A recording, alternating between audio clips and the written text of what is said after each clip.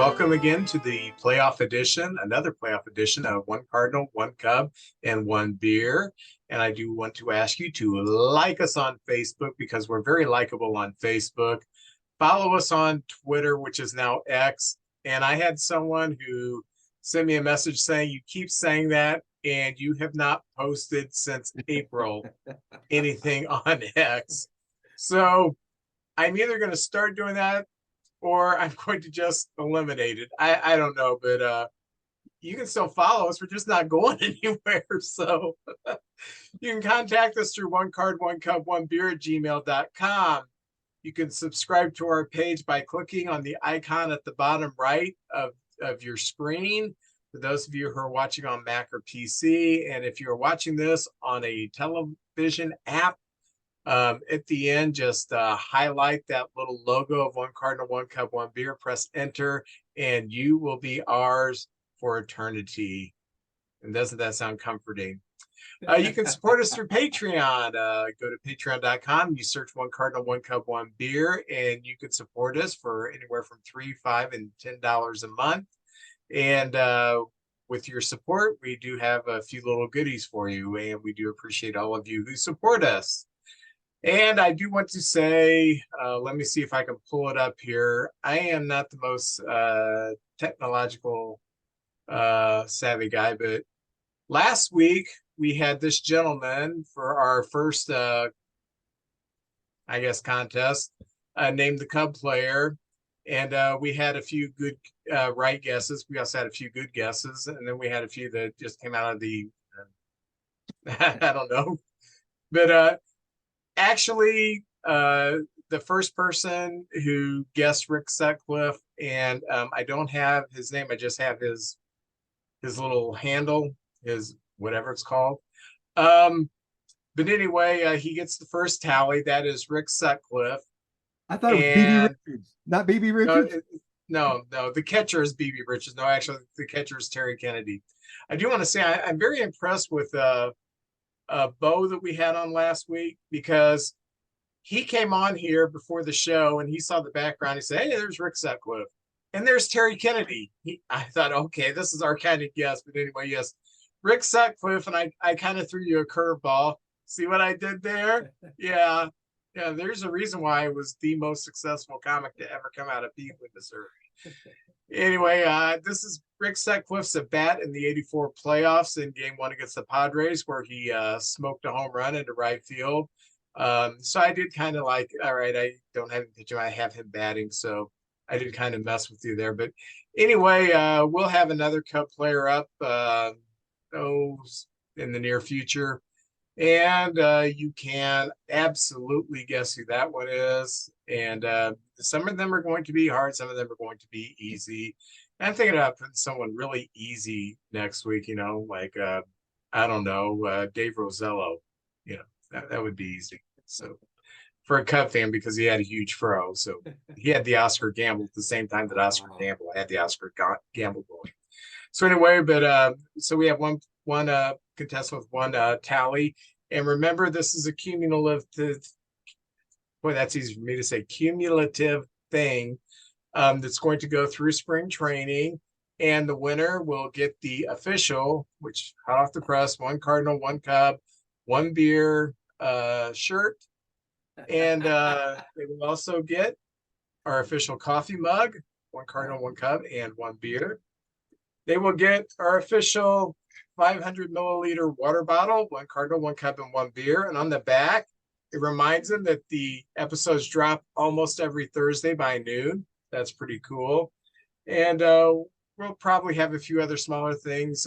License plate, you pick your team, whichever you want, a Cardinal Cubs, we'll do that for you. But the big thing is you will be getting 2 tickets to a Cardinal game, and we'll see if we can make it a Cardinal Cup game. Depends on how much of that Patreon money we get. So if we have enough Patreon money, man, you may be having a suite with all your friends, with your 50 favorite friends in the world. I don't know, but we're gonna try to make it special. So anyway, JJ, how you doing this week? Oh, it's good. The regular season's over. The playoffs are going good. It's fall. I know you do a lot of cooking. This might be the last bit of cooking outside, barbecuing and things like that. I'm actually doing a lot of, as you can tell, I'm, I eat pretty regular. I have a foodie, and I'm trying different things every week. And what did I make? I made a John Wayne casserole last week. A lady I work with gave me this recipe. I don't know why it's not the Clint Eastwood casserole. It was okay. It was kind of the food of prison riots, but the family still, we're all still breathing, so everything went okay. But I love the. Sunday, go ahead. Oh no, please. Sunday, I I had to rebuild this deck area Saturday and Sunday at my mother-in-law's house. And all I wanted to do was sit my butt down, watch football and baseball, and cook outside.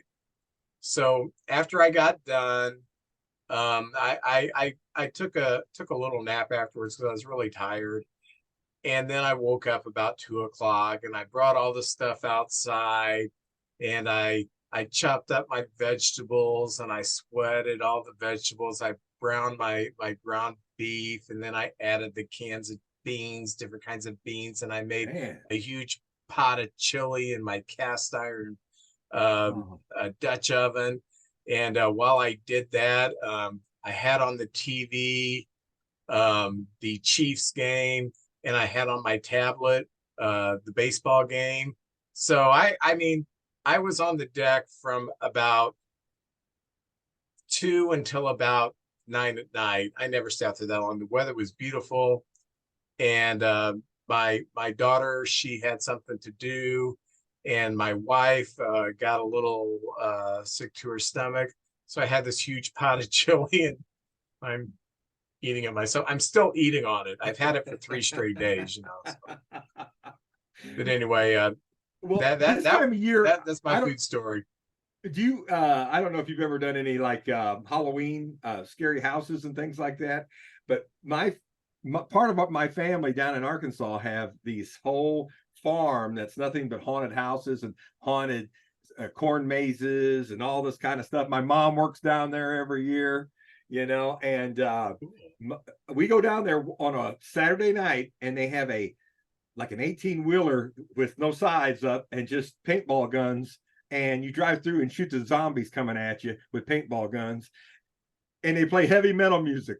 And I'm telling you what, it's one of the highlights of this fall for me is shooting zombies with paint guns to heavy metal music. That sounds like something I could do. When the kids were little, we would do the corn maze and everything. I really didn't have the kind of kids that wanted to do haunted houses much. Um, but doing the corn mazes and the pumpkin picking, they did that. But yeah, that sounds like more of an adult thing. Let's shoot zombies.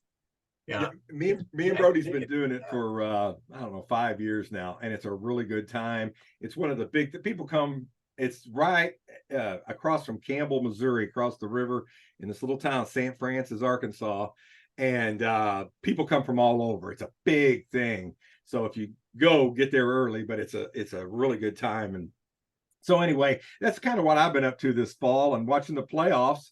And I've had people mention I try to change my backdrop all the time. These are actual pictures. There's Desi Dean and there's John Fulgham and Enos Slaughter. So I'm always changing the backdrop a little bit and trying to change it up a little bit. So thank you all for noticing. This fall is there's still a lot of fans that just didn't get enough Cardinal baseball or enough local baseball. So there's been a lot of card shows, and I've ran into a lot of people out there that have been watching the podcast and just introduced to it and like it. And I am going to show you something, Vince, I'm very proud of that I didn't even know existed until this weekend. I was up at Revis Barracks, and did you know that there is a Norman Rockwell Museum in Vermont? I don't know if you knew that. Did I didn't not know know that. that. I love Norman Rockwell. He's just got that style I like. But this person knows I love Brooks Robinson, and this is an actual Brooks Robinson Norman Rockwell. But they had Brooks sign it right there, and that is so cool. And this one's called "Gee Thanks Brooks," and it's him signing an autograph for a kid. And then he signed that. I think he signed this about 5 years ago. And then on the back is the letter of authenticity. So I picked that up this weekend. And I tell you what, I've looked at this so much over the weekend. And my wife said, this is the only thing in my collection that she would allow to be put on the wall in the living room. So, hey, how about that? Yeah, Norman There Rockwell. you go. So anyway, I got that. And, getting into baseball, I don't know if you noticed, Vince, but we've had 4 managers fired. And there's a lot of turmoil. And the thing I was going to ask you about is the Mets. They're big on spending. They're a high-powered team. That doesn't always equal success, but it sure does help.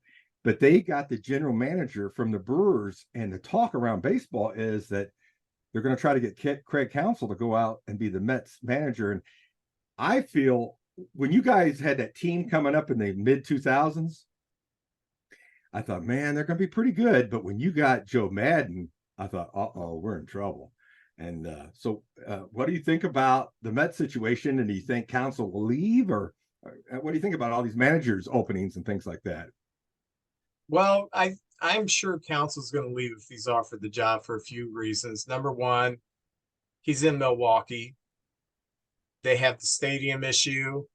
They have spending limitations. Their closest rival takes over their stadium every time they have it's not a great place to be. Number two, the Brewers are not going to pay him what Cohen's going to pay him for the Mets. So I don't know if he's a money motivated guy. I guess we all are to some degree. But he's probably going to get a hefty raise if he goes to the Mets. The third thing is that I think he is probably kind of got what Joe Madden got with the Rays. I'm tired of doing it the hard way. I'm probably verbalizing that wrong. I'm tired of doing it with players that have limitations and trying to maximize that. Wouldn't it be nice if I had really talented players I could motivate and who would respect me? And I'm not saying the Brewers don't respect him, but I'm saying if Craig Counsell goes to the Mets, I'm sure the players are going to respect the guy who takes the Milwaukee Brewers to 90 victories just about every season. So he's going to have a lot of instant credibility and pull. So I think if he's offered the job, there's no way he's staying in Milwaukee. He doesn't stay in Milwaukee. I don't know what's going to happen. It's not a fun situation. I mean, I've already reading that, Corbin Burns is, we found out, a little ticked off during spring training.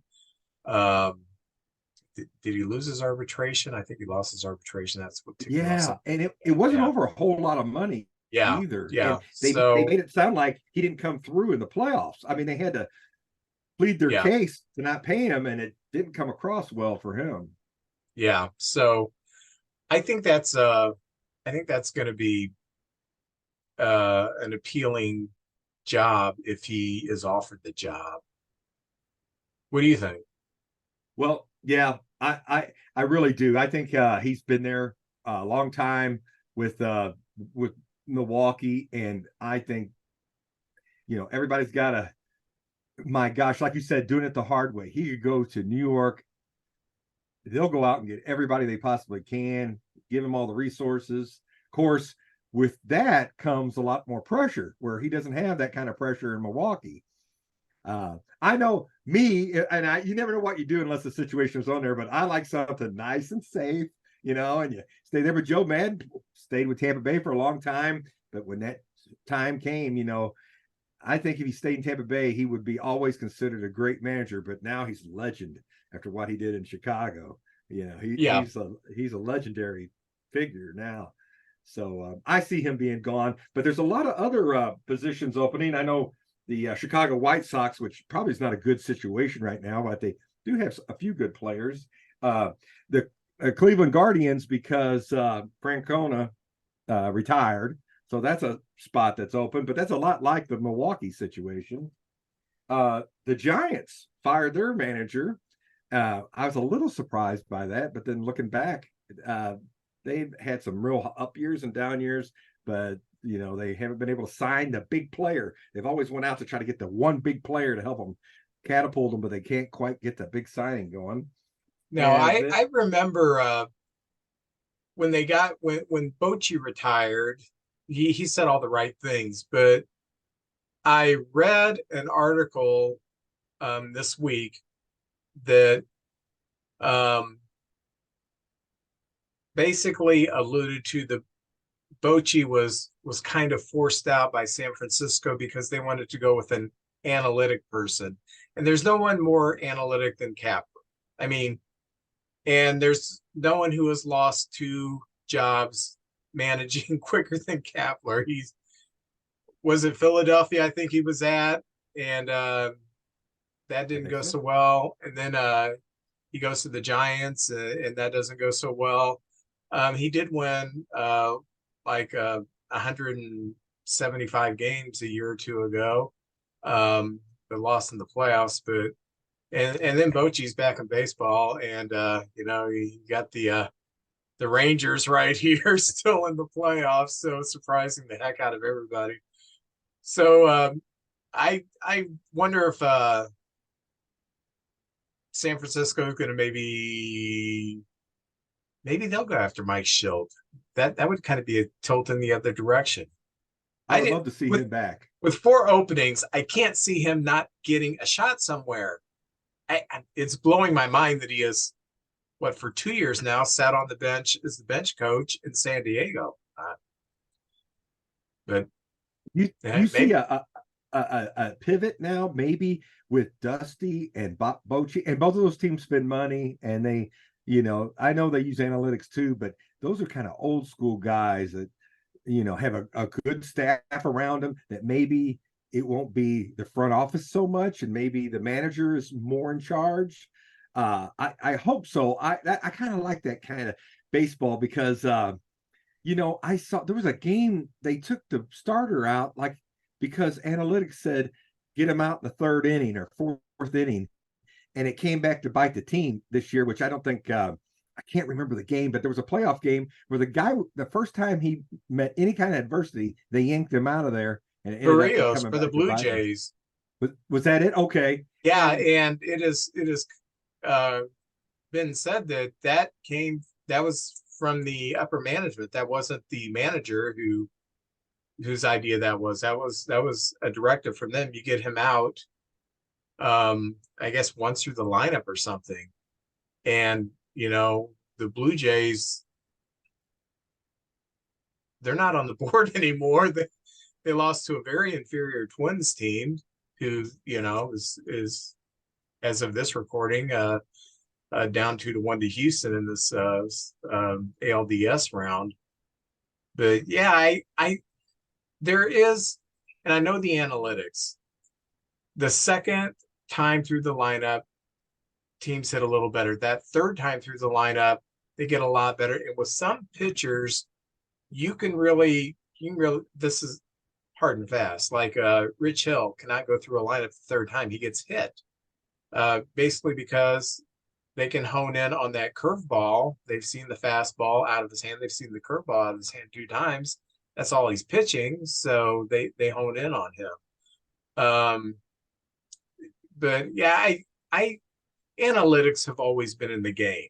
Oh yeah. I mean, platooning players, that's from analytics, that an archaic version of analytics, but that's from analytics. Doing matchups, that's from analytics. So it's always going to be a part of the game, but when you manage completely from an analytical point of view, you take away some of the intangibles that can help a team win. I'll give you an example. When Don Baylor was managing the Cubs in the 90s, leadoff hitter would get a hit or a walk. Second hitter, he would bunt. It drove me crazy because you know who the 3rd hitter was? Sammy Sosa in his prime. So he would bunt the runner to second, because he wanted him in scoring position because analytics told Don Baylor that the team that scores first in a baseball game wins like 67% of their games, something like that, which is a true thing. But he would manage based upon those analytics to try to squeeze a run home.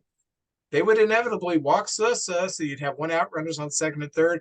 Whoever was batting cleanup, Henry Rodriguez or whomever, I don't remember who was batting cleanup, would inevitably strike out or hit into a double play, and the inning would fizzle. Drove me crazy. You've got to strike a balance between, I believe in the analytics, but I have to use my brain too. And you're a human being. And I think that's why Bochy and Dusty are highly successful at an advanced stage, because they do use analytics. They're just not a slave to them. Which is why Madden got fired from Chicago. They wanted to be more analytic driven, and he would do a great job. They didn't want the Penguin Farms, coming to Wrigley Field in the middle of the season. So, and also the situation kind of dictates. Like the last game that Waino pitched, analytics would have said he probably ain't going to make it to the fifth inning. But Waino, he's pitching a good game. They're hitting when they do hit it hard, they're hitting it right at somebody. And he went 7 innings and pitched a heck of a game. And I think the umpires could take a little of that too. The situation dictates. If somebody runs out and yells at the umpire or yelling at him from the bench, most of the times they get rung up. But it's Joey Votto, last game of the year. I'd probably say, okay, Joey, that's enough. Come on now. I'll make it even next time. But no, they threw him out of the game, and I'm like, what are they doing? The situation kind of sometimes dictates thing, a little more leeway or something like that. But yeah, I'm with you. I hope it kind of swings back in somewhere in the middle. Yes, to use it, but yes, let these managers do. You picked them for a reason. And this is me bad mouthing the Cardinals here, but the last 3 managers we've had, they've all been, well, not Schultz so much, but Matheny and our new and our manager now. They're yes men. They listen to what the front office says and they better stick to it, or like Schultz, you'll be gone and we'll get somebody else that'll say yes. So yeah, man, we got to have something in the middle there. So anyway, that's my whole thing on just kind of what's going on in baseball right now. I do want to bring up one more thing. I think I'm so much ready for the robot umpires for balls and strikes. Oh, okay. I am so sick, and it was not an issue growing up because we didn't have the box to tell us what was a ball or a strike. I know that changed it. That changed it all. Yeah, but I am so sick of a pitcher throwing a perfect pitch and they're calling it a ball, or a hitter taking a pitch that's 6 inches outside, they're calling it a strike. It's not, you still need umpires. You still need to call, on the bases and everything. Umpires are always going to be a part of the game, but just take the balls and strikes out of their hands. Let the game play true. Because I watched Seiya Suzuki, his rookie year, and for the first part of this year, he got called so many bad outside pitches were called strikes against him. And I know last year he got the second most bad pitch calls in baseball. And I'm sure for the first half of the season, he's in the top 3. And the reason is because he's got such a keen eye for the batting zone. He's not going to swing at a pitch that's outside, in particular, a fastball that's outside. He's not going to swing at it. They were calling strikes because he's a rookie. Umpires kind of like to show, you're not going to swing at the close pitch, I'm going to call it a strike. Umpires have some huge egos, and they feel like you need to earn the right to get that pitch called a ball. Well, a robot umpire is not going to have that philosophy because, well, maybe they are, because with AI, maybe they're going to take over baseball. Well, will it also count? I know what happens. Al's taking over. What about the swing where they hold up? Will the umpire robots be able to call, like, did you hold up or did you actually swing at it? Because there's been, I think of the Bryce Harper, Angel Hernandez situation where it wasn't even close to a swing. in real time, it was tough to tell, but when they slowed it down, it wasn't even close. Will that be able to be told if it's a true swing, or did he hold up? Or I don't know. Angel Hernandez is an outlier. He's the only umpire that needs a seeing eye dog to do his job. He really is the worst. I think about him as a human being, and I think about how sensitive I am. He's got to read how unpopular he is, and I'm thinking, golly gee, how do you wake up in the morning knowing that you are absolutely the most vilified umpire?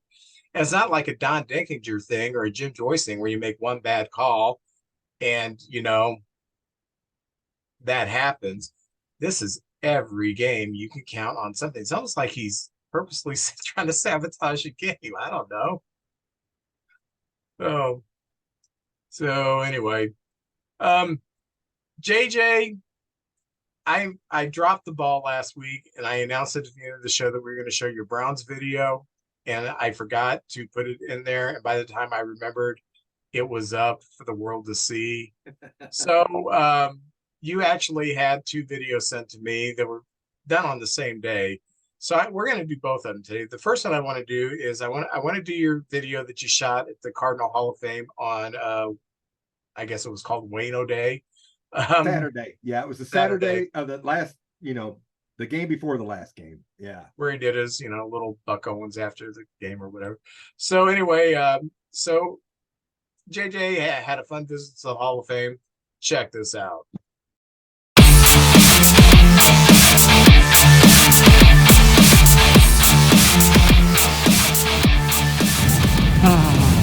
Kind of an in of an error right there. All those early 2000 guys, this is the last one. We know we're going to miss you, buddy. Great career. Thanks for everything. Max, here's the last 2 groups of players got in there. Max Vermeer, I got an autograph of his. And there is the one and only Jose Oquendo, the secret weapon. And all his artifacts that's in the Cardinal Hall of Fame. 82, that'll always be special. There's a Bob Horsch's jersey. There you go, his shoes. There's the championship, the Brewers and the Cardinals. There's the ring, team picture, and there's the program from the 82 World Series. Vince, they have this round ring with all the championships and different artifacts from the different years. I just did the 26th season. There you go, 31, 34, there's 1942, 44 with the Browns, 4.6, 64 against the Yankees, 67, Bob Gibson year, 82, that was the year I was in high school, 2006, there we go, and of course 2004. How about that?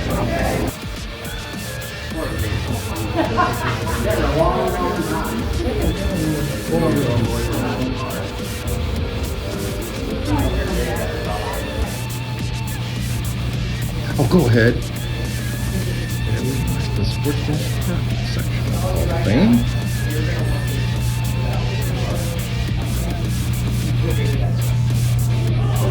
That's why I skinned my knee on the 34. All right, kids.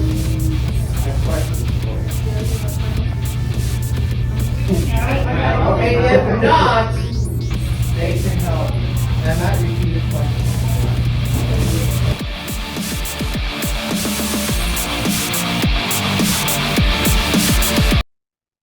Man, it looked like you had a good time. I recommend, if nothing else, going up there. It's a rotating, they have different exhibits that they rotate through. I actually was talking to some of the staff there and said, when I retire, I'd like to work here. And they offered me a job, but I said, no, they need me more. 1 Cardinal, 1 Cub, 1 Beer. That's where I'm needed. So I could have done that. But up there this week, you can join and go into the Hall of Fame as much as you want, but every home Saturday game, that's 13 games a year, they have a player come in and sign autographs. And old Pagnozzi was there signing. and I got a couple of cards signed by him that are somewhere around here, which I here they are. These were the cards I got signed by Pagnazzi. There's one. And I love this one. This was a special set they had, and it's the player sitting by his locker. I love that set. So anyway, I got a couple of those signed. They had people out there that would open up a case, and you could take a picture with either a World Series ring on. You had to wear gloves, so none of your body oils got on it, or you could hold a bat. And I got to hold Yadier Molina's bat, act like I'm bunting, and my Pete Rose stance and stuff like that. So for I believe it's $54 a year you can join, and they have two bobbleheads, special bobbleheads. I got the Julian Javier bobblehead, the second baseman from the 60s Cardinals right there. And the other one was one of the Cardinals, I think it was Max Lanier in his red jacket. They had a bobblehead of him in his red jacket. But you get a little membership card, and it's pretty cool. And they let you know you get some discounts around the ballpark. So anyway, I recommend it. It's a great time. You help. They do so many different things in there. And it's a nice little exhibit. You can spend hours in there just looking around. And I talked to some people, and a couple of one Cardinal, one Cub, and one beer listeners I ran into because I had that shirt on. So that was pretty cool. Run into them all over the area. So if you get a chance, go do that. And that Wayno weekend was great. There was people out there at 2:00 in the afternoon for a 7:15 game, and they had come from states away. This one guy came all the way from Searcy, Arkansas, and his wife wanted to be there for the concert. So he said, I drove up here. I would have just listened to it on the radio, but he's being a good husband, bringing his wife up there. And I think Wayno did a good job that weekend. And anyway, it was a good time, a lot of giveaways and things like that. He's done an admirable job as a commentator in the playoffs too. I've enjoyed him. For those of you who are waiting for Cardinal and Cub news, there's really nothing going on. In Cardinal and Cub news, the players are playing golf. So there you go. End of story. Yeah.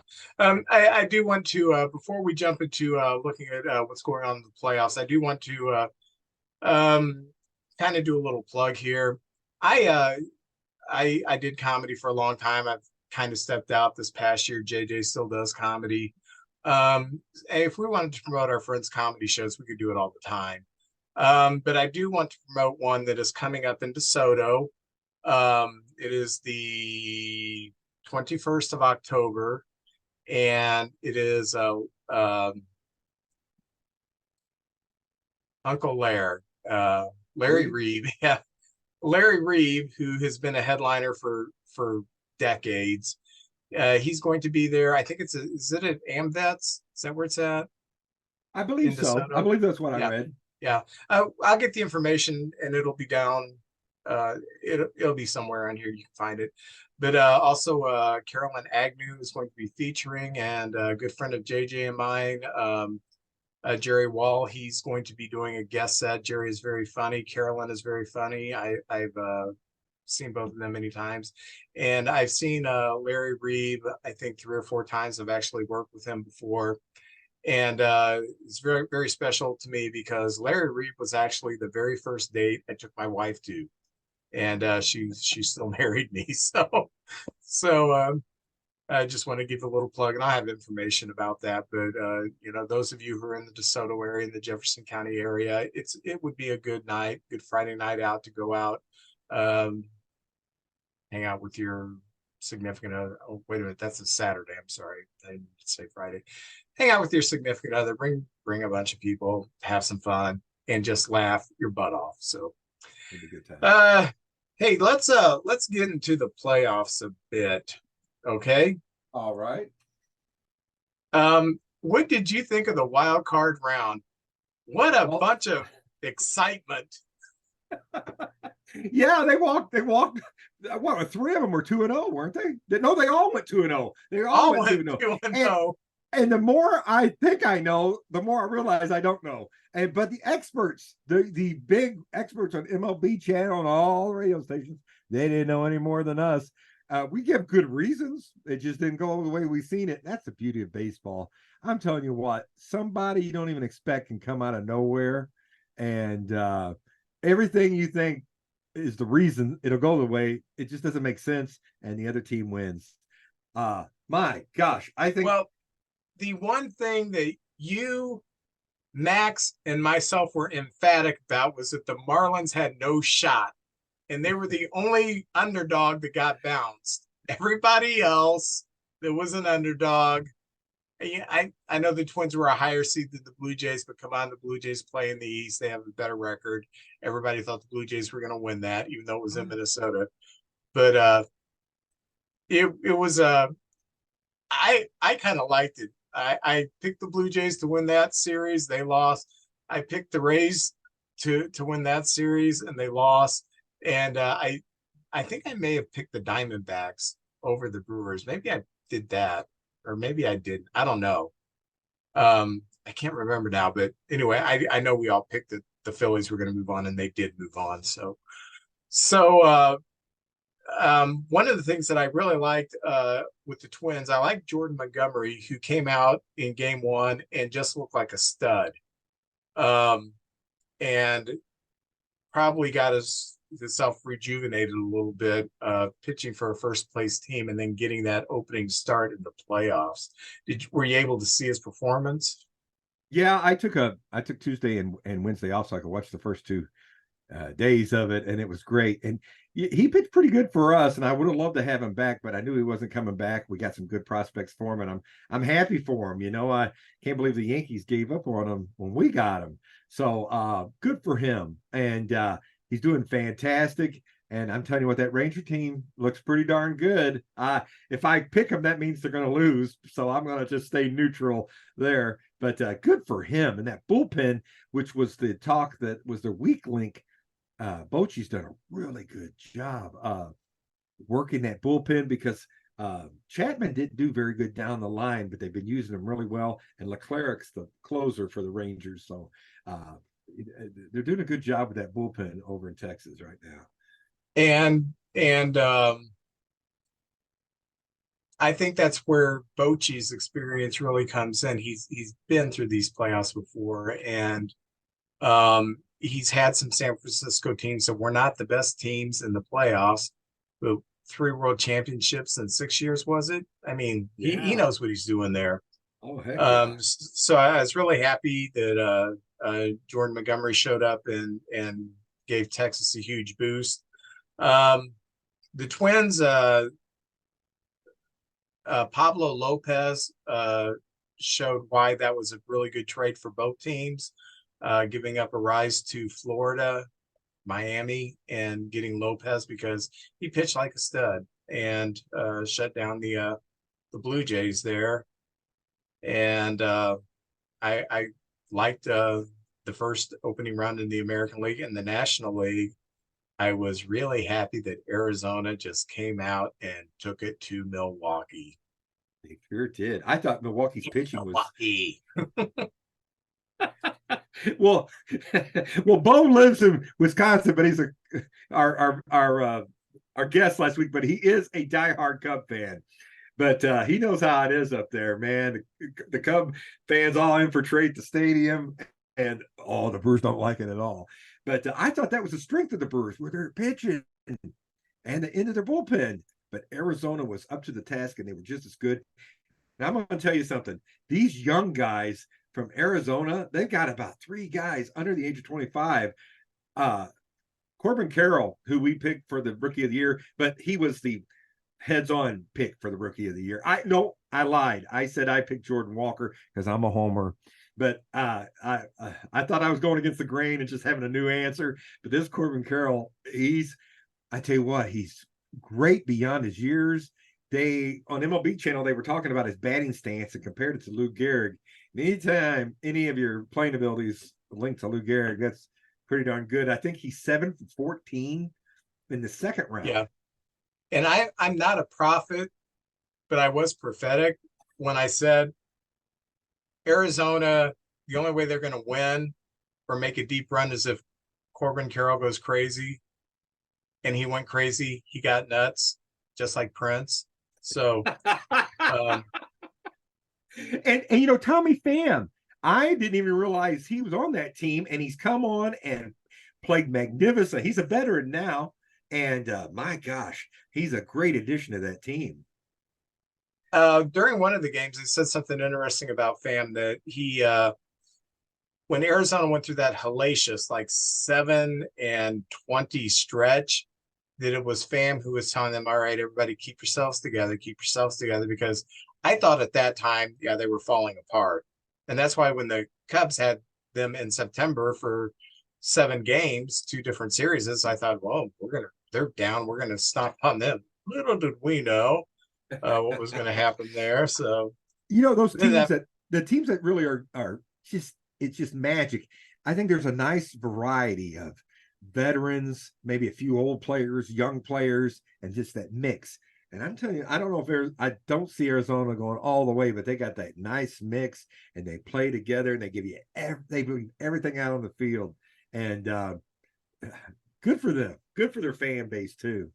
Well, what I thought was great about Arizona, they started the PFAADT. I don't know how he pronounces his last name.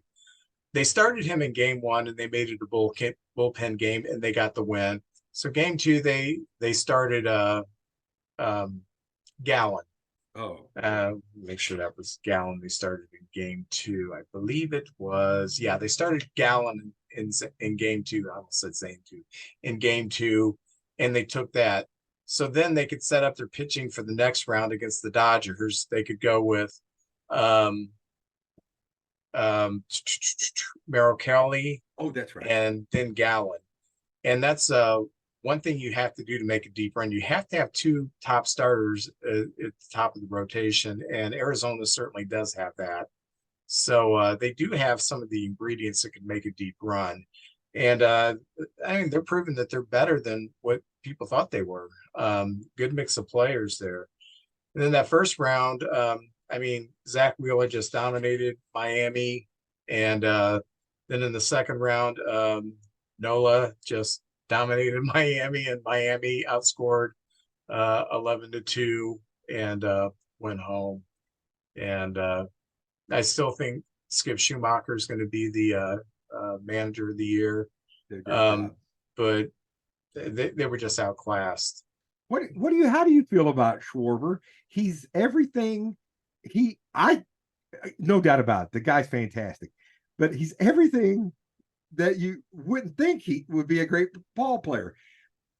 He's not a great fielder, but he's okay. And he's base running. He's a good base runner, but he's not the fastest.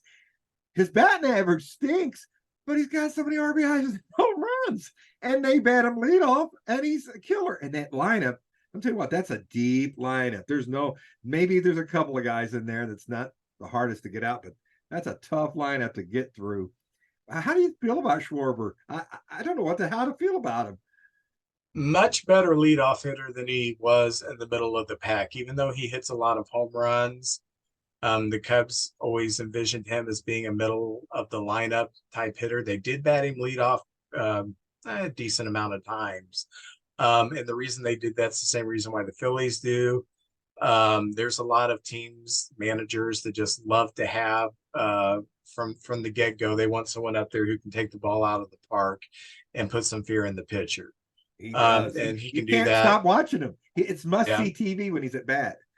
Yeah, and even though he's got a low batting average, 100 and something walks, I'm sure, his on base percentage is good enough to be a leadoff hitter, and he's not fast, but he's intelligent enough on the base paths. He's not going to clog up the bases just by being like George Scott lumbering from station to station. George Scott, that's a good one. Yeah, so hold that one. The late George Scott. I hope he's dead. No, I don't hope he's dead, but I just said he's the late. I think he's dead. Maybe that's what I should have said. So he's welcome to come on the podcast if he's still with us. Unless he's dead. I don't want to put up with that. Yeah, I like what Schwarber's doing with him. I always liked him as a person, and he's not a great fielder. He started out as a catcher, and I didn't know that. Yeah, I remember his first season with the Cubs. He caught a few innings. He didn't. I don't think he caught any full games, but yeah, he still up. Even when he was rehabbing his knee, he still saw himself that he was going to be a catcher one day. He wasn't. So, And Bryce Harper's made himself a very good first baseman. He's become yeah, a very good, and I think he's going to stay at first because he's just too valuable to have him get hurt running in the walls and stuff in the outfield. So from now yeah. on, he might be a first baseman. Last night he, Oh yes, oh gosh, Castellanos hit that ball, and I thought it was going to be caught. Just looking at it from the wide point, I thought, okay, he's got a beat on it. He's going to catch it at the wall, and he caught it at the wall, but Harper had started running, and he was like halfway to third, and they threw the ball in, and he got doubled off first in the game. I don't know what Harper was thinking. Maybe on TV it's easier to see that that the center fielder Harris. Harris had a beat on the ball. And then sometimes the announcers agitating, they're like, "Oh, that's a great catch. Yeah, that was a great catch." No, it wasn't. That's a catch that any good center fielder is going to make. Yes, he had to leave his feet. Center fielders leave their feet all the time. He didn't have to reach over the wall, anything like that. He didn't have to reach into ivy. It was pretty much a good catch, but I'm sure that, I didn't look it up. It's probably 96, 97% that you're going to make that catch. But I thought Harper did a base running blunder, and the announcers were kind of covering for him, saying, he thought that it was going to. I'm thinking, well, from my point of view, when he hit it, I saw the play unfold. I thought he was going to catch it. He did. So I've never seen a game in that way, and especially a game of that magnitude. And the Riley play, where you see when he catches it, he's pointing back to first. The ball comes just flying in, and he's in about the shortstop spot, gets the ball and just whizzes it and barely gets him. Now, I do like Harper. I know sometimes he says things that aren't appropriate, but I love that guy. He plays all out, and I'll tell you what, I'm not Harper. If I had any talent at all, I'd probably have been. I'm going to do an Enos Slaughter here. I'm going to score from first. I'm going to tie this game. And then Harris did make it, but they were playing deep because they didn't want a ball getting over their heads. So he was already playing deep, and he is a very good outfielder. And he made a very nice play, and Riley made the Jeter type play there to double him up at first. But what a play. And Vince, the other play of the playoffs that really stuck out in my head was when the Twins picked off Vladimir Guerrero off of second base. Do you remember that? He was way off second. I did not see that. Oh my gosh, it was in a big part of the game, and you just can't get thrown out like that. And of course, he's calling for the instant replay, but the replay showed he was out. Oh my gosh, the Blue Jays, any hope they had right there, they were starting to get a little momentum. It was gone. So them two plays, I think, have been the plays of the playoffs so far for me. Man, it's been a good playoffs. Yeah. Were you surprised that, well, everybody was surprised. Could you believe, I guess that's a better way to phrase this, could you believe Kershaw gave up 6 runs and only 1 out against the Diamondbacks? No. We're going to be having a little feature on pitchers, and I think in the regular season, he's, oh my gosh, maybe one of the 10 best pitchers I've ever seen in my life. But in the playoffs, he's kind of below average. I mean, he's good, but he's okay. But I don't know what the difference is. We got to him a couple of times, thank goodness. And he's a battler. Man, I take him on my team anytime, but during the playoffs, and that was the worst of all of his games he had. And I don't know if he's tipping his pitches or what, but he's always had trouble in the playoffs. I got a kind of a, I don't know, theory that if you're basically a 2-pitch pitcher in the playoffs, it's a lot harder because you're playing at the end of July, you're playing in the middle of August, Clayton Kershaw's on the mound. I'm not saying you're not trying, but it's very, we're doing it again, you know. As the King said, back where we started, come on and do it again. They just keep going and going, because sometimes you're playing a stretch of 19 games in 20 days. But in the playoffs, you have time to study the pitcher, you have time to look at him, you have time to mentally prepare. And I think when you have a pitcher, and he's basically, you know, a two-pitch pitcher, fastball, slider, throws the curveball some, but you're basically honing in on two pitches, that the preparation becomes easier. Whereas a guy that's got a few more, you know, variations of his pitches, it's a little harder to focus at, because Kershaw's only really got one fastball. I don't think he throws a cutter or anything. It's just, you know, and his fastball nowadays is not nearly what it was. But I remember when the Cubs faced him in the 16 playoffs, and it was an elimination. Wasn't it an elimination? It may have been an elimination game. I can't speak. But anyway, we faced him in the playoffs in 2016. I wasn't that worried about him. We had Hendricks going. Hendricks at that time, you know, the ERA champion of the National League, was pitching his head off. That will be Kershaw. We did. And the Cardinals, I mean, when Kershaw was completely in his prime, you know, he's giving up home runs to left-handers. Was Schumacher went deep on him or something like that? I don't know what the deal is. Had a big hit. Yeah, I don't either. Yeah. But, you know, the Dodgers, we're so used growing up in the 70s all the way through. The Dodgers always had this pitching. And, you know, on a normal Dodger pitching staff, he might have slipped down to 2, maybe 3. But now he's the ace because they've lost pitchers. And the Dodgers just don't have that depth that they've always had. And I love him. But, you know, as you get older, Wainwright didn't have the fastball anymore. Tim Lincecum, I remember there was a time he just blew the ball past people. And there at the end, if he wasn't on the corners or changing speeds just right, they lit him up. So it happens to them all. I still think he probably could pitch a couple more years, but he ain't the ace anymore, I don't think. You know, bless his heart. I love the guy, and I love to watch him play, but that was not his day for sure.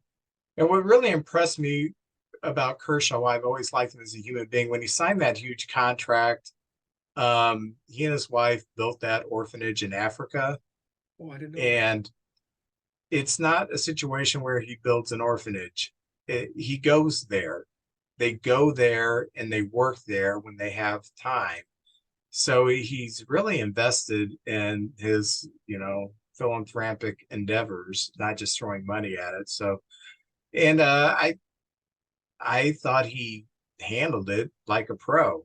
You know, the worst game of his life, the eyes of every baseball fan on him. He just went to the dugout. He didn't go into the clubhouse, which is what a lot of guys would have done, even in a playoff game. He sat there. He stayed part of the team, and I was impressed with that. So it is, you know, as far as the second round, Houston has just went up on Minnesota 2-1. That game finished right about the time we were yakking about the contest, I guess.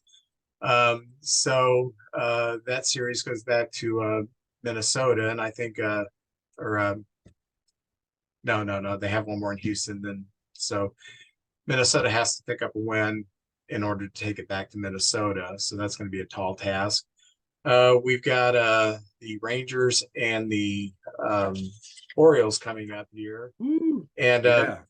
What do you think about what's going on with the Orioles in these playoffs? They're having a very tough time with the Rangers. I thought it would be the other way around. Vince, I don't know what I'm talking about, apparently. I don't know. I still believe Baltimore's going to make this a series, but they have to face Evaldi tonight, I believe, and they've got Dean. Oh, I can't think of his last name. He's a young guy, though. Yeah, so it may be the bullpen may be warming up as the game starts, just in case. Flaherty has had a game over there, and I think he walked 3 guys in an inning and a third. So pitching's kind of let them down a little bit, but I like the young group of players, and they're going to battle. But Texas is looking, their big stars are coming through for them. It's going to be tough against Bochy and that lineup. So I don't know. I'm proud of Baltimore. They had a great year this year, and they're not out of it yet, but it's going to have to, everything's got to go their way to get back in this thing. Yeah, that game Sunday, when I was making my chili on the deck, that was the game that was on my tablet, and Baltimore comes out, scores 2 runs in the first inning. I'm thinking, okay, you know, There we go. they're gonna start taking it over, and then Texas scores 9 runs in the next 2 innings.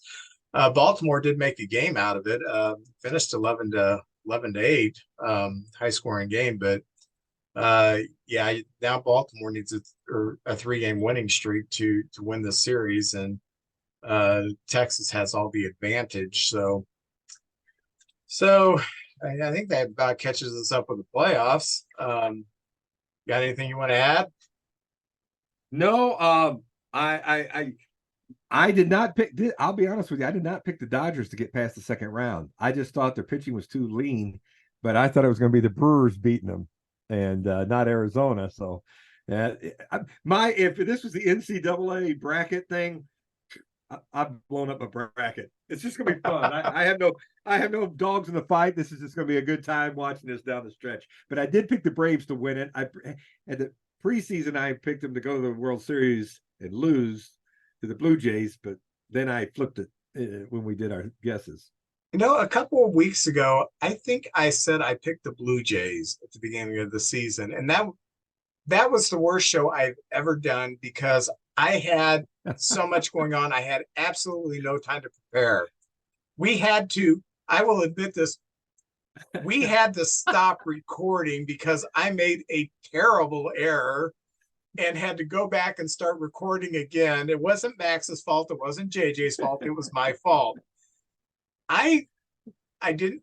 Now that I was thinking about it, I think I picked the Mariners to win.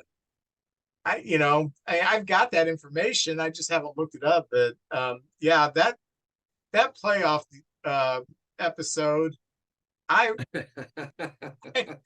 was kicked in the head by a mule before I started that show. Oh, JJ, you want to know, before we get into our next segment, you want to know what I want to do?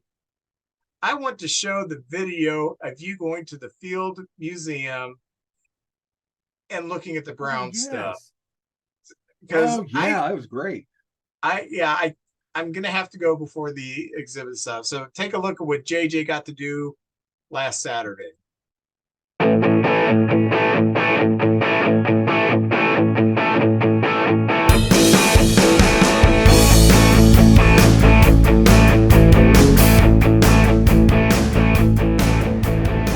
Hey, this is JJ reporting for One Cardinal, One Cub, One Beer, and I'm here at the Field House Museum, and that's just a stone throw from Busch Stadium right over there.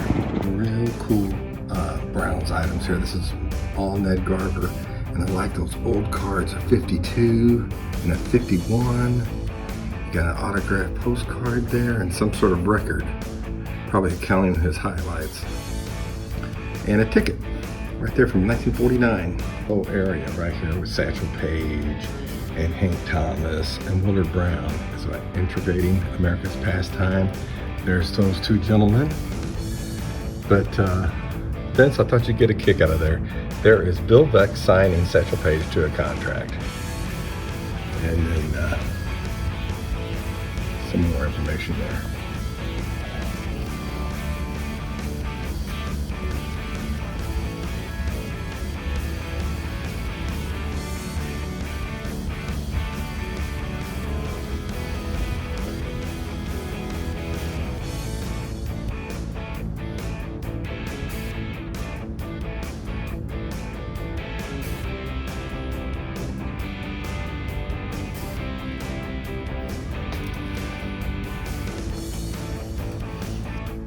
Various artifacts. There's a picture of Sisler in 1920s, as you can see.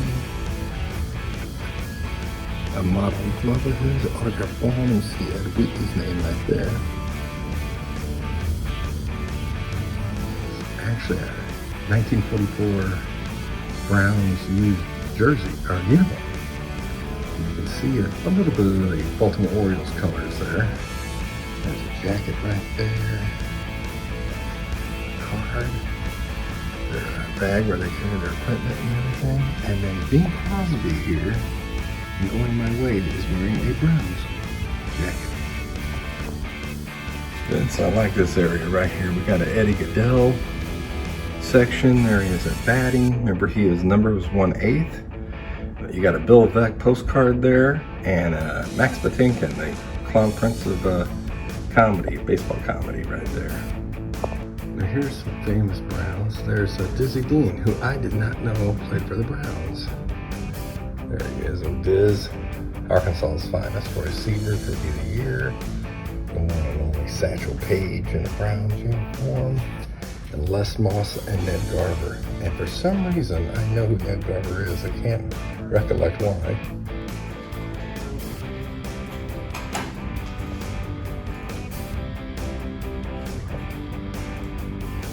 Vince, I like this old mural right here of the Browns, Sportsman's Park. There we go. PBS did a special on the Browns. I got an Emmy Award for that. And there is Ed Whitley's book, Forward by Bob Costas. Yes, I'm out here amongst all the monuments. And there's George Sisler. We talked about him before. I don't know if that's the most complimentary statue, but there he is making the play, and they are honoring a St. Louis Brown right there.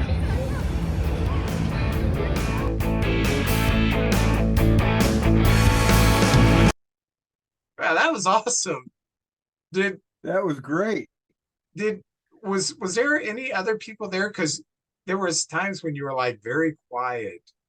And I didn't want to. There was people. There's other exhibits. There's like 3 different exhibits there. It's a stone throw, as you've seen from Busch Stadium. No, not in the Browns area. Ed Wheatley, who wrote the book on the Browns, this a great book that a couple of my friends at Tony Pruno has it, and he's done the PBS. He was on the PBS special about the Browns. He was there the night before, and they had a full house. He was doing a book signing. So he was there the night before, and a lot of the pieces, as you've seen, was donated by about 6-7 people, all in that Browns Historical Society, which I'm going to join that. They have a nice luncheon at the end of the year. But that's there through the end of October. And yes, I was the only one there, and just being respectful for everything. But they had so many neat things, and it's there through the end of October, through the baseball season.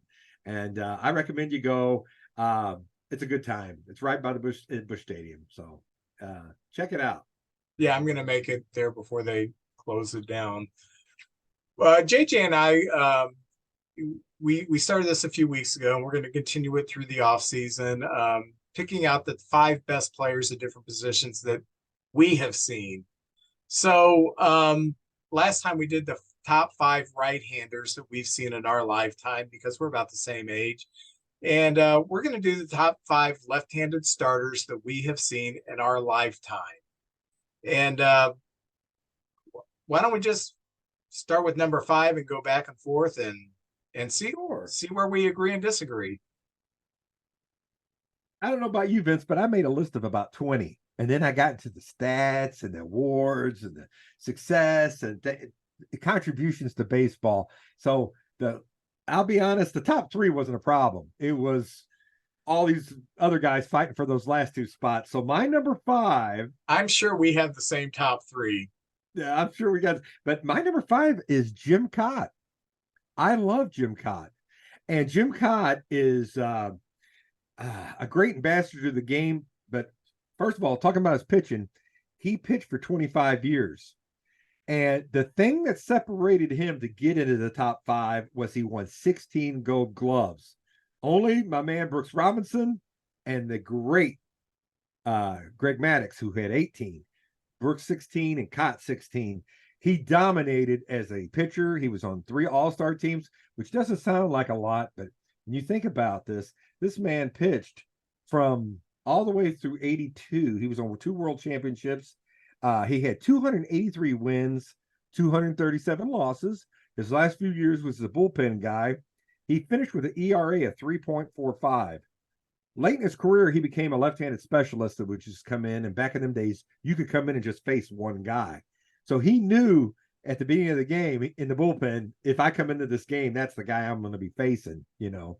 So things that he did, he played 15 years with Minnesota, 4 with the Phillies, 4 with St. Louis, 3 with the White Sox, and 2 with the Yankees.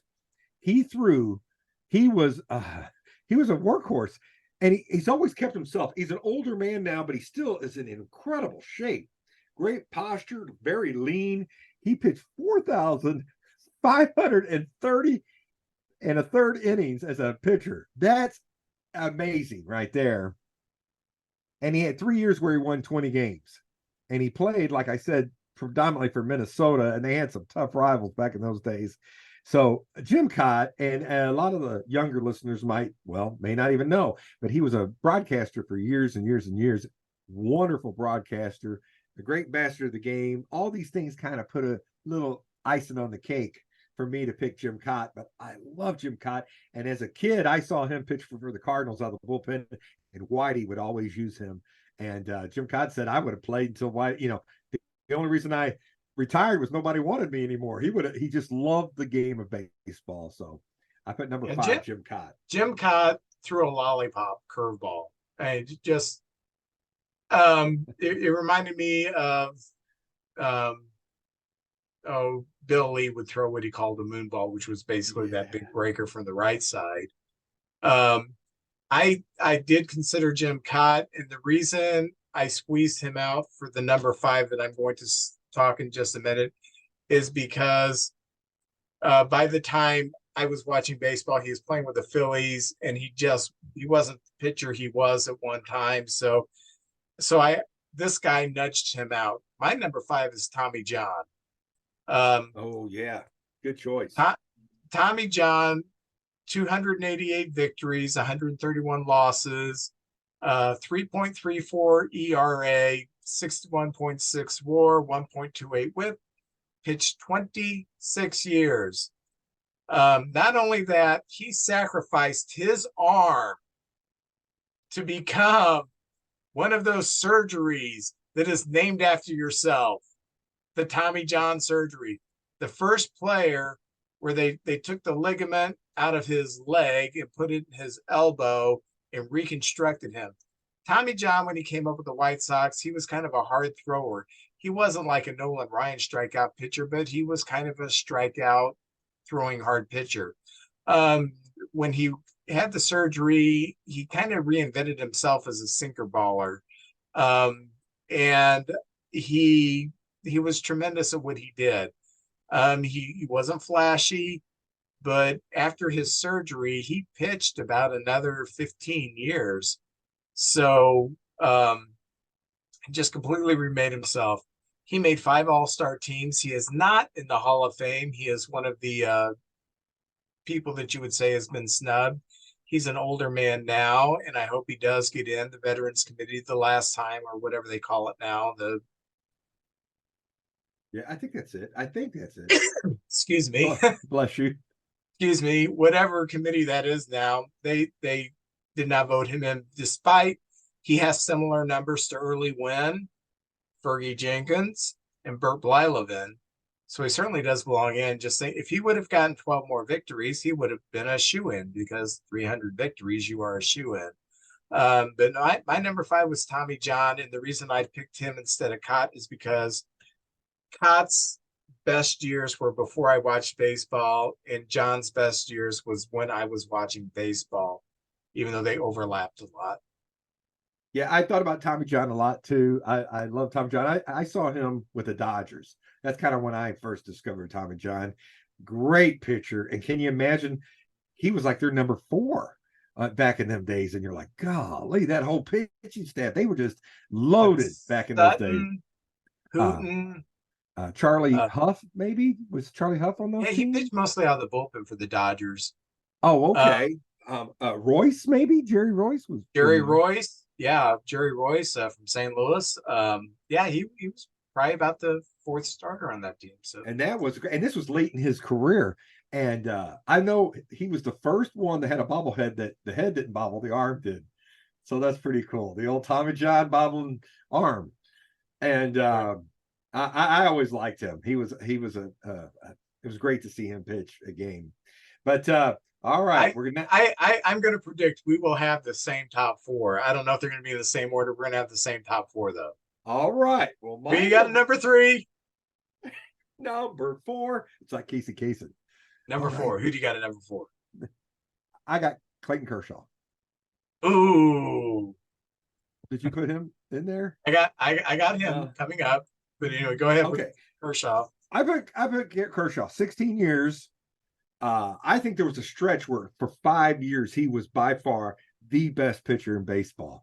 You know, there's always a stretch there. It's hard to be the very best, but I think for about 5 years he was the very best pitcher in baseball.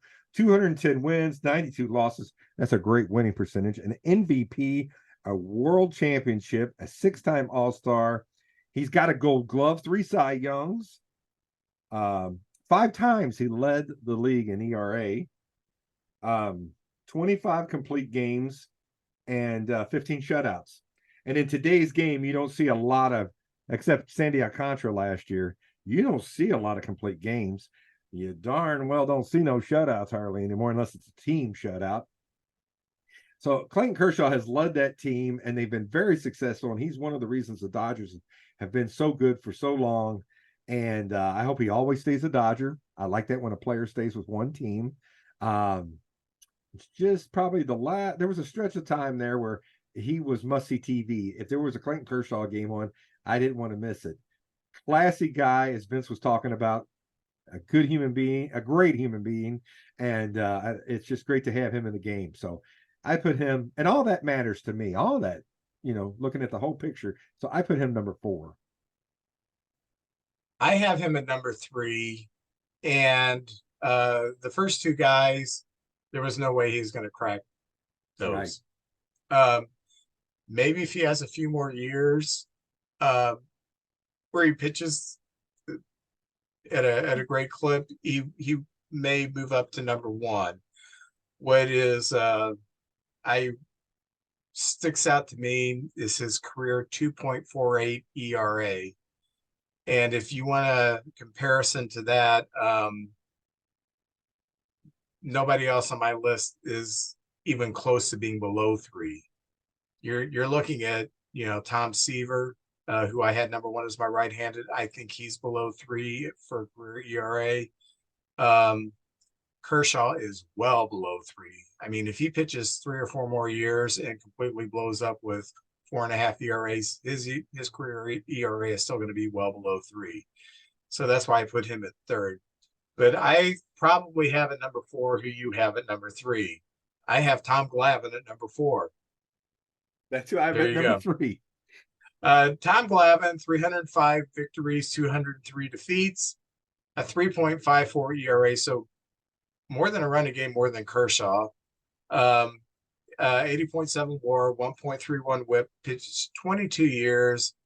And Glavine didn't have the best stuff in the world. He was a good pitcher. He lived on that outside corner with his fastball, with his sinker, with his breaking pitch. And he lived on that outside corner, which could maybe expand a little bit because he would throw the ball on the outside corner, and then he'd slowly throw it a half-inch more and a half-inch more. Before long, the umpire is calling pitches that are 3 or 4 inches outside. But hey, he got away with it. So, you know, he wasn't stupid. And one thing that I do give him props for is Glavine pitched through the steroid era, which was, hey man, if I was pitching to guys that are all roided up, maybe I'd throw the ball off the corner and try to get him to chase. He made 11 All-Star games, won 2 Cy Young Awards, was a World Series champion, made the Hall of Fame in 2014, and he and Maddox and Smoltz were the cornerstones of those great Braves teams that, you know, even before the season started, just gave him division championship and said, why don't we just go ahead and start the playoffs with the Braves? So, and I'm sure that's your number 3, right?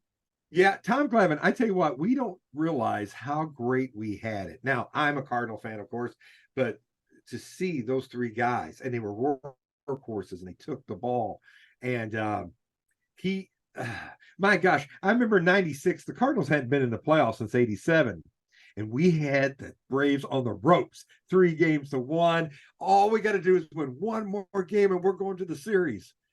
But we had to either beat Maddox, Smoltz, or Glavine. Well, one of them, it's got to have an off game. No, they destroyed us. It wasn't even close. And I have so much respect for those guys. Another thing, just how they ate up innings.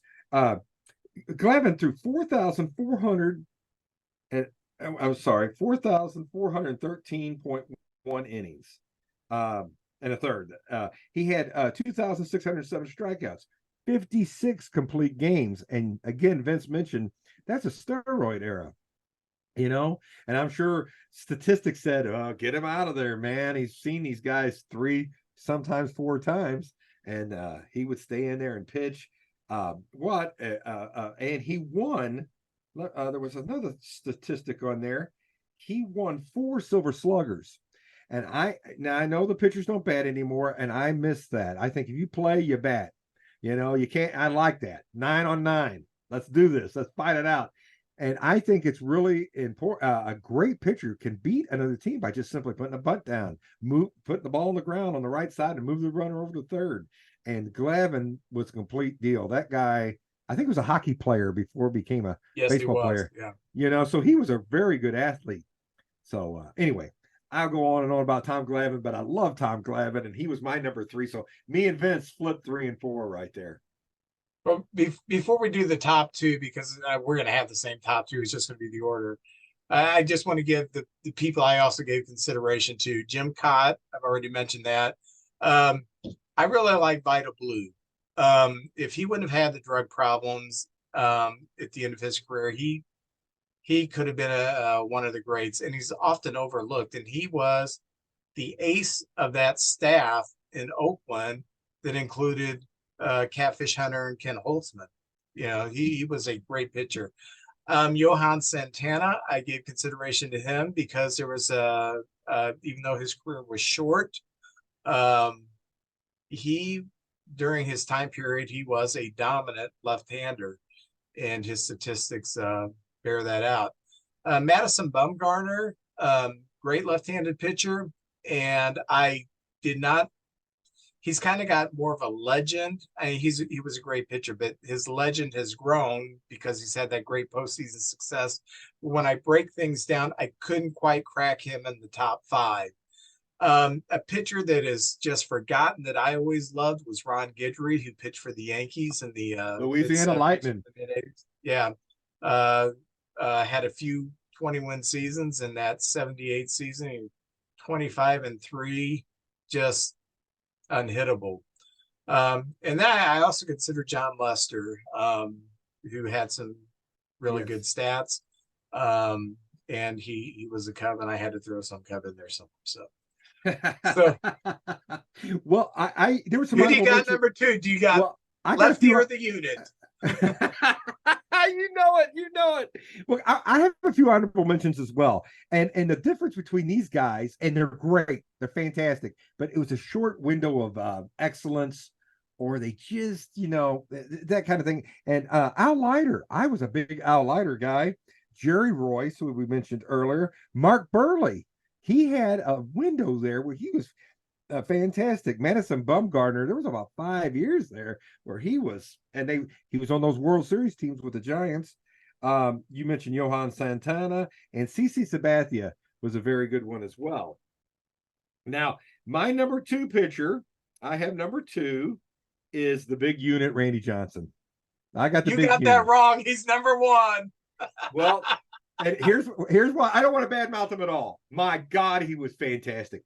He was a slow starter. If he had come out of the chutes like, say, a Dwight Gooden, oh, good Lord, he would have went. I mean, in Montreal, he had a slow start, and he contributes a lot of his success to the great Nolan Ryan. He had a meeting with Ryan, who talked about his delivery and his windup, and he's how tall? He was like a 6'10" man. He was huge. Yeah. And it's, you got so many moving parts. It just didn't seem like he was synced up. But once he talked to Ryan, it seemed to be the last piece of the puzzle, and then he went on a tear. 10 All-Star games, 5 Cy Youngs, World Championship, 303 wins and 166 losses, 37 shutouts, 4,135 innings, second only to Nolan Ryan and K's, 4,875, and he holds the record for the most strikeouts per 9 innings. He's got the highest strikeout rate through 9 innings, 100 complete games. And Vince, in that time period, nobody else was doing that. 100 complete games. He pitched over 22 years.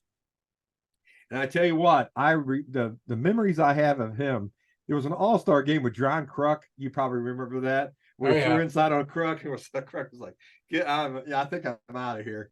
And I believe he was the pitcher that hit the bird that exploded. He hit the bird. Yes, he did. The seagull. Yeah. In Toronto. Those two memories right there really stand out. But my gosh, there was a stretch of time in there where he was just dominant. It was so much fun watching him pitch. You could put you 1 or 2. I put him number 2. But anyway, go ahead, Vince. You can address on him. Yeah, the reason I put him at number 1 was because he's got a better winning percentage than Lefty, and his ERA is comparable. He's got a 101.1 WAR, which is more than Carlton. But the thing that I did put him over the top was that he also pitched in the steroid era, whereas Carlton, at the very end of his career, is when the steroid era really started going. So that's otherwise it was basically flip a coin, but that's kind of how I flipped the coin. I pitched during the steroid era, so I'm going to number 1. So I'll talk about Carlton. You can fill in the gaps. My number 2, your number 1, Steve Carlton, pitched from 65 to 88. 329 victories, 244 losses, 3.22 ERA. He had a 90.2 WAR, 1.25 WHIP, pitched 24 years, and he had that fastball, and he had the most devastating slider I think I've still ever seen. Johnson had more of a sweeping slider. Carlton's slider had this tremendous dip. It was just almost impossible to hit. And what a lot of people don't, excuse me, I thought you were getting emotional. No, what a lot of people don't realize is that Carlton didn't develop that slider until he'd been pitching successfully in the major leagues for a few years. That wasn't something that he came to the majors with. He started throwing that slider, and his career kind of evolved. He started throwing the slider, and he started wearing earplugs out on the mound to block out sound. And then he decided, I'm not going to speak to it wasn't ever much to speak to reporters, but he decided, I'm not speaking to reporters at all, off season or anything. He was one of the first players who was into like weightlifting. He was a very strong man, and he kind of ultra focused on his craft, and was almost oblivious to everything else that was going on besides baseball. He did I don't know if he won any Silver Sluggers. I didn't look that up, but he was a heck of a hitter. He could hit with power. He could bunt, and he could do that slap bunt, which a lot of players who do bunt kind of perfect that. You show bunt, and then they throw the fastball for you to bunt it, then you slap the ball and hit a line drive. You don't see it much today, but he had perfected that. And Steve Carlton was a Cardinal killer. He did not like the fact that they did not sign him and that they traded him for Rick Wise, didn't give him a raise, and he never let the Cardinals live that down. So he's your Lou Brock for Broglio. So Yes. Yes. Most players that play for you, you're proud they've spent time here and they move on and you wish them well. And you think about, well, what if they stayed? To me, there's two guys that left that it hurt bad. And one was Steve Carlton, which was before I was ever watching baseball, but I went back and revisited that and went, no. And the other one was Albert Pujols. Those were the two guys that left that it really kind of broke my heart. Enos Slaughter might have been another one, but that was before my time when they just traded him, and I can't believe it to this day. But Steve Carlton, and I'm looking through my Cardinal glasses too a little bit on this because he was a Cardinal and he was a great Cardinal. He was on that 67 championship team. But here's something for you. He's got 329 wins, and that is second most lefty, only to the great Warren Spahn, who's got 363. So he was 329 and 244.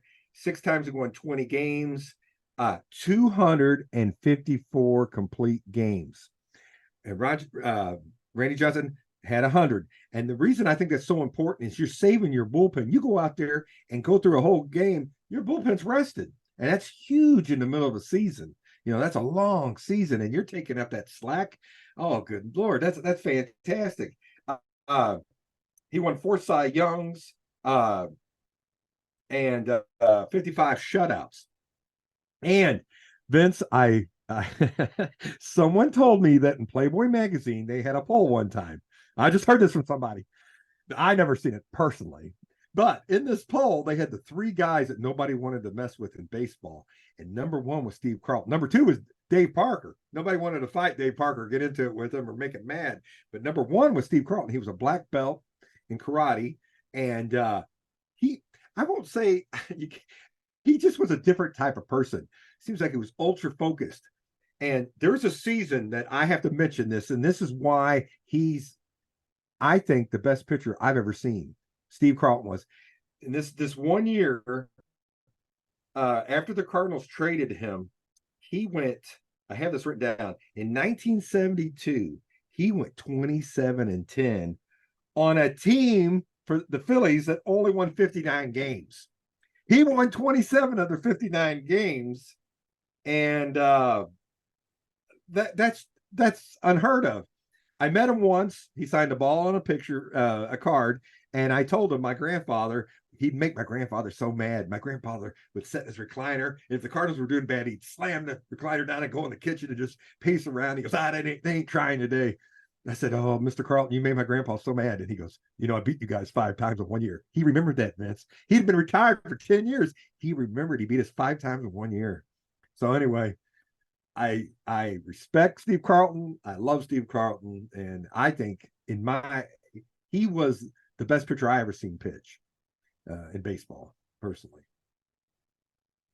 very good. Those were our top 5 left-handed starters. So we'll do bullpen guys next. We're not going to differentiate between right and left-handers in the bullpen. Bullpen people, who cares? Best bullpen pitcher ever, Pedro Strop. Any Cub fan will tell you that. JJ, it is baseball card time, and last time we opened baseball cards last week, I did not get a Hall of Famer. And that put me in such a depressive spiral. You know what I had to do? Well, there's only a few things. Connor. Put me in a better mood. Comes a time in every man's life when he needs some advice on relationships. You need to listen to the podcast DMDR, which stands for Dating, Marriage, Divorce, Remarriage, from my good friend Jeremy Connor, the Dr. Phil of the Boot Hill. You can find DMDR on Spotify or whatever platform you choose to listen to your podcast. He always does. All right, JJ, I got the 1990 Fleers. Ooh, very good. I like that. Well, my card opening is sponsored by Tom Maget, one of the good friends of the podcast here. He sent me this pack. He said, JJ, you can open it on the show. So 93 Fleers right here I got. All right. We should have some Hall of Famers between our two packs. Yeah. You have the nicer package. I just have the wax package, so I'll go first. Please do. Oh, we have a Fleer baseball quiz. Uh-oh. Got the old California Angels. Whoops, it's green. It's not going to work on a green screen. But anyway, I have a baseball quiz. Let's do this real quick. All right, what was the original name of the California Angels? Oh, the Angels of California? Was it like that? Something like that? The Los Angeles Angels. Ah. True or false? Anaheim Stadium. This is 1990. Anaheim Stadium has the largest seating capacity in the American League. False. False, because at that time it was Cleveland Municipal that had nearly 75,000 seats. Number 3, true or false? The 1967 All-Star Game in Anaheim lasted 15 innings. I say true. True. Tony Perez hit the home run to win it in the 15th. Perez. Number 4, in what year did the Angels win their first American League West title? Ooh. Was that 82? It was 79. Team led by Nolan Ryan and Don Baylor won the MVP. My first real player, the offspring of Thurston and Lovey Howell, Jay Howell. Oh, Jay Howell, yes. Very good bullpen man. Oh, and a lot of people thought that this guy really sucked. Kevin Hickey. I remember him pitching for the White Sox. Oh, I love this guy. Cheater, pumpkin eater, but I loved him. Mike Scott, pitching for the Astros. Oh, Mike Scott. Bring that baseball. Yes. We have a Hall of Famer. Former Cardinal, former Cub, Dennis Eckersley. Oh, the Eck. That's right. That's right. Kirk Gibson's favorite pitcher. Yeah, you're right. This gentleman once held the record for the most saves in a season. Say 57. I think that was in it was in 90. It was this year. Bobby Thigpen. You're right. Ah, yes. Former Cub, traded to the Indians in the Sutcliffe deal, ended up with the Yankees. Decent outfielder, Mel Hall. Oh, yes. Yeah. A lot of talent. The other son of Thurston and Lovey Howell, Ken Howell. Man, we got the whole family. Oh, former closer for the Texas Rangers, Jeff Russell. Oh, yeah. He had a nice career. Yeah. Good infielder for the Braves, Jeff Blauser. Okay. Oh, yeah. I seen him hit a home run down in Atlanta against the Reds. Ooh, game savers. We have a couple of closers here. We have Mark Davis for the Padres and Mitch Wild Thing Williams for the Cubs. Love it when they do those. I remember this player, outfielder for the Cardinals, John Morris. Yes. Had a cup of coffee. Oh, here is one player you don't want to mess with. And you don't want to call him Joey. He wanted to be called Albert. But in this day, they gave him the name Joey Bell on his card. He'll run him down. Do not go trick-or-treating at his house. No. Guy from Arkansas. Decent player. Kevin McReynolds. Yes. A duck hunter. Big duck hunter. Ooh, another Hall of Famer. The Iron Man. Cal Ripken Jr. The great one. And we are finishing up with an outfielder for the Brewers, Darryl Hamilton. He had a decent career. Played. Yes, he did. Serviceable guy. Vince, before I get to my pack, I found these special cards. I've been looking for them for a while. They're only from 2021. They're thicker than normal cards right there. But check this out. I call them the helmet cards. And there was no Cardinals I could find, so I got some Cubs. Here's Mr. Suzuki. It's got the batting helmet in the card. Is that pretty cool? Cool. Yeah, so there's Suzuki, and the back just basically tells you the player and the number card it is. Yeah. So anyway, these are kind of a rarer card. I don't even know if they have packs for them. I think they just come in special packs. Another Cub I have here is Jason Hayward. There he is. Jay. Yeah, there he is. He's kind of reinvented himself in with the Dodgers. Speaking of the Dodgers and a Cub now, Mr. Bellinger. There he is with the Dodgers. Come back, Anyway, Cody. Yeah. You guys, I mean, he seems like he should be there. He fits so well with that team. And the last one I got because I like the Angels helmets. There's Brandon Marsh. I got one because I like the old Angel helmets right there. So anyway, these are packs of cards you can find. To be honest with you, these are probably like $2 a piece. And I kind of like the style of them and everything. So that's kind of cool. And then the pack I got, this is what they look like. Remember, this is 93 Fleer, and it's more of just a picture card. But here's I believe this guy was a pitcher, Willie Green from the Reds. Oh, yeah. There he is right there. That looks like the old ballpark. That's a good picture. Yeah, that's a real good picture. Toronto Blue Jay, Manuel Lee. Any thoughts on him? I don't remember him too much. I do not recall him.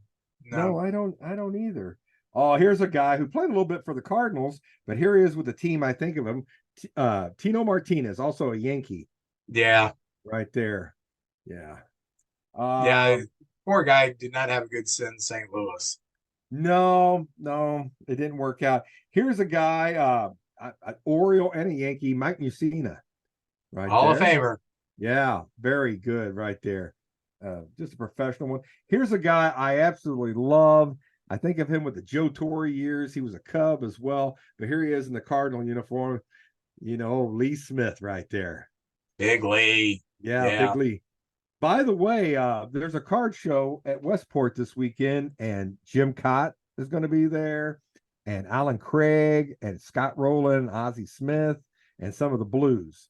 So if you got the 14th and 15th at Westport at one of the hotels up there, check it out. It ought to be a pretty good one. Let's see who we got here. Melito Perez of the Yankees, and I like that picture of him sitting there. They've really come a long way with the pictures at that point. Pascual Perez's brother. Yeah. Oh, is it? Yeah. There was a Sports Illustrated article. Gosh, I don't remember the year. 80s, early 90s, on the Perez brothers. Pascual, Melito, and then there was 3 others that made a name pitching in Cuba. So that they were all pitchers, but they were all kind of like really goofy out there people. It was pretty cool. Pascual Perez pitched for the Braves, and I remember one time he missed the game or something. He couldn't get out the intersection. If you've been through Atlanta, it's crazy. It's the worst place to drive I've ever been to. It's horrible. And anyway, here is a Texas Ranger, Jose Guzman. A nice career. And I love that card too. Their uniform hasn't changed. It's become kind of one of the classics. White Sox Alec Fernandez. There he is. Yeah. I have to say I like these uniforms better than the shorts with the collars. I kind of like those, but I'm weird. They do stand out. Pittsburgh Pirates, Stan Belinda. Oh yeah, closer. Yeah, very good player. And I love this because it's an Expo. We still had the Expos back then. Third baseman Tim Wallach. Tim Wallach. He had some good years. Really good years. Good player. One of your guys, a Cub, and this is Derek May with the Cubs. Oh, very good. I tell you what, that's a classic uniform with the bear on the sleeve. I still like the blue jerseys a little bit more, but that is a classic right there. This guy played for a lot of teams. You'll remember him. Oakland A, Jeff Parrott. Yeah. Yeah, look at that right there. And finally, the last one I have, and we're ending with a Montreal Expo, which is good. Mark Gardner of the Expos right there. Yeah. I like that. Remember We can him? see the number and the name on the back. So anyway, thank you, Mr. Tom Maget, for donating a pack of cards for me to open, and I appreciate that. And that's it for my cards this week. I know we've went long, and I meant to bring this up when we were talking about the playoffs, but the Expos reminded me of that. Maybe we'll get into it next week or maybe sometime.